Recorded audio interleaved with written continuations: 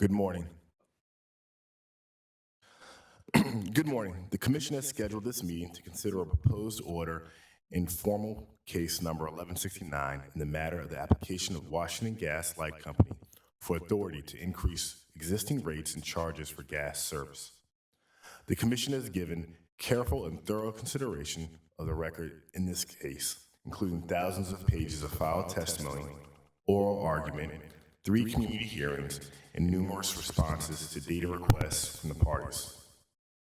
The proposed order before us today affects only the rates and charges that WGL would be allowed to impose to recover its cost for construction and maintenance of the infrastructure for the delivery of natural gas to customers in the district for distribution-related services such as metering, billing, and customer service. Pursuant to legislation enacted by the D.C. Council in 1996, customers may purchase the actual gas commodity from any retail natural gas supplier licensed by the Commission.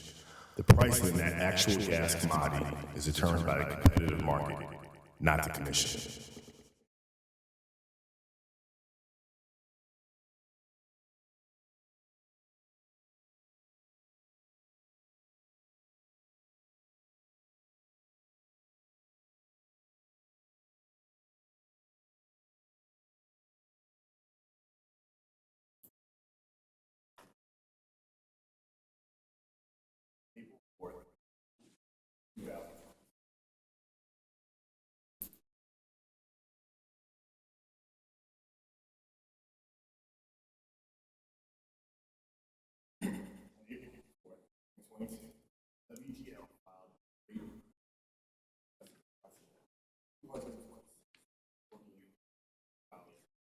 Annual revenues representing an increase in the company's weather-normalized annual revenues of about $53 billion, including a transfer of $5.3 million associated with costs from the natural gas system upgrades currently paid by customers through the Project Pipes monthly surcharge, resulting in a net increase of approximately $47.7 million in new revenues.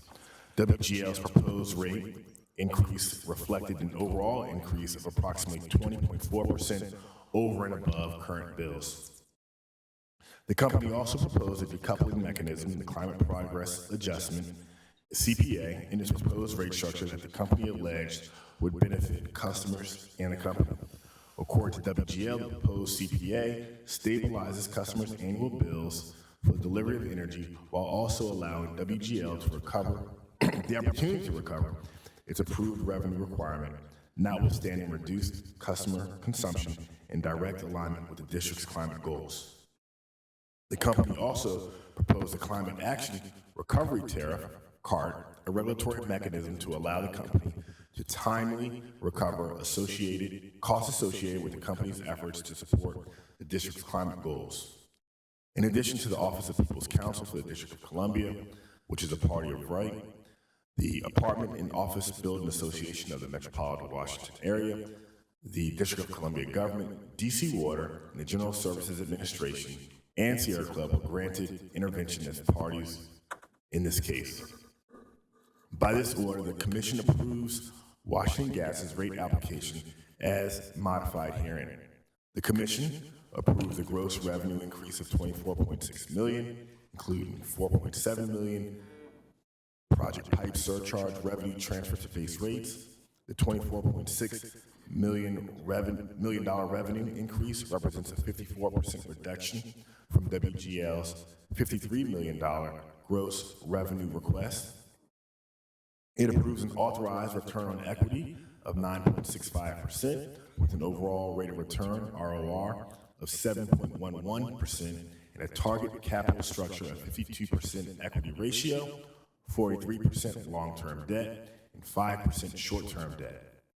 It establishes a rate base of $580.4 million that excludes construction work in progress, approves a $39.5 million Project Pipe surcharge rate base transfer to base rates.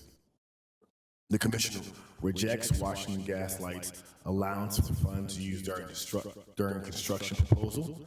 The Commission adjusts various components of net rate base and depreciation expense based on the Commission's decisions to reject the inclusion of any CWIP, and rate base, and plan additions beyond the test year as noted herein. For cash working capital, the commission approves the adjusted amount of $38 million. It rejects the Arch-Garch methodology proposed by WGL and the methodology proposed by AOBA. Instead, the commission will use 30-year average for normal weather to calculate heating degree days as proposed by OPC. It rejects WGL's proposed adjustment for forecasted revenue growth, increasing the revenue requirement by $0.9 million. The commission also reduces the revenue requirement by $0.7 million to take into account the commission's approval of special contracts in formal case number 1173. It permits WGL to increase the customer charge by 10%, denies WGL's request for approval of the climate progress adjustment and the climate action recovery tariff. It approves WGL's proposal to increase the residential essential service credit by approving a 50% reduction in the total monthly customer charge during the 6 non-heating months, which equates to a total annual bill credit of nearly $50 for res-eligible customers. It denies a District of Columbia government request to adjust rates to take into account the fact that WGL AltaGas failed to develop 7.6 megawatts of renewable energy capacity as required by Term 5 of the formal case number 1142 merger settlement agreement.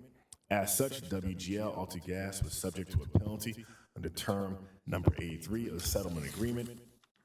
The commission directed AltaGas and the District of Columbia government to attempt to reach a compromise on the penalty on their own and submit a proposed consent decree. Because the parties were unable to reach an agreement, AltaGas filed a motion proposing the penalty. On November 28, 2023, the commission issued a notice soliciting stakeholder input on WGL AltaGas's penalty proposal. The commission will address WGL AltaGas's Term 5 breach in a subsequent order in formal case number 1142. And finally, rejects AOBA's request to deny WGL's application regarding affiliate transactions.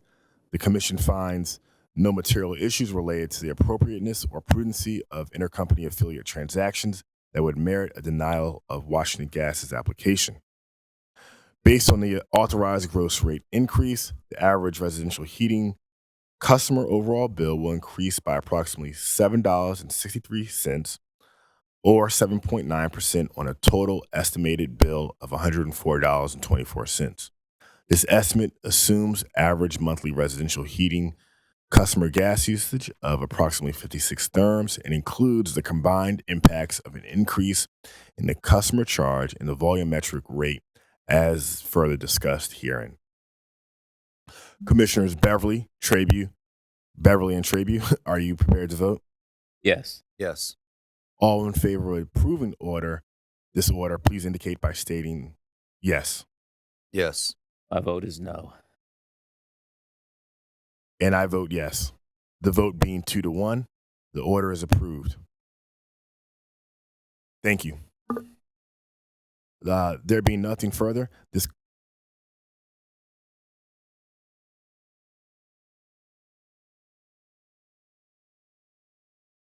the commission is being directed in accordance with our decision to file revised rate schedules along with supporting tables by January 5th, 2024, with rates becoming effective January 16th, 2024.